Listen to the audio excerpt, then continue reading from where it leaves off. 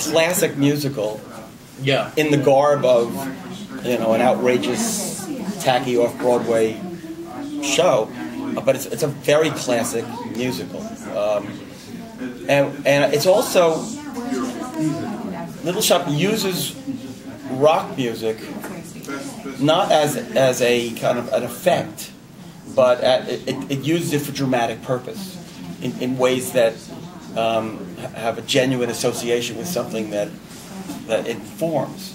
So, yeah, I mean, from the time Howard and I started working on Little Shop, I just felt it was the most compelling idea for a show, because of the outrageousness of the story, because of the fun of the of the Roger Corman B movie, kind of aspect, and because of the heart of the story, this nerdy guy in the floral shop and this kind of trampy girl and this man-eating plant and I mean, it's kind of delightful, I got to say. I mean, it's I still, for me, I think probably bigger than any Academy Award was opening Little Shop of Horrors at the WPA Theater before we ever moved to the Orpheum, and that sense of, oh my God, we have a hit. Mm-hmm. It's like that Sondheim song from Merrily We Roll Along. It's a hit. But it was for the first time in my life. It was, oh, maybe I won't, don't do jingles anymore. Although one funny thing that happened was, I stopped. I was doing jingles, and I was always, they called me the demo king. I'd come in long enough to get the demo, but I didn't have the final, because in the jingle world, basically being there was 90% of getting the final. So they called me up and they said, after Little Shop was a hit, we got a surefire final for you. What? This was for Twix candy bars.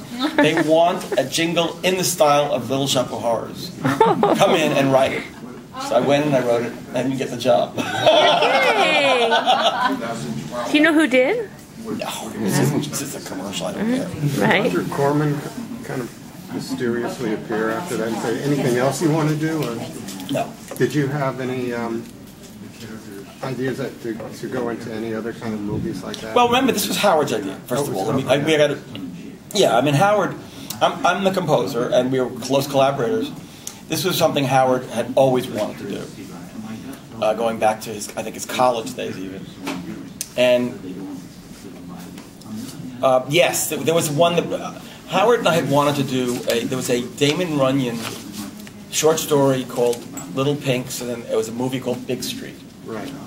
And we had actually just started that, and then we had rights problems, and I said, okay, well, we'll wait and we'll do it later. But I mean, Howard knew what I didn't know, which was that he was not going to be around later. And I tried doing it on my own after that, but we never did.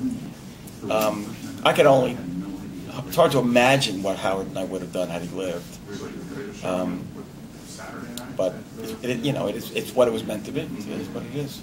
You mentioned that you've just seen the director's cut version. What do you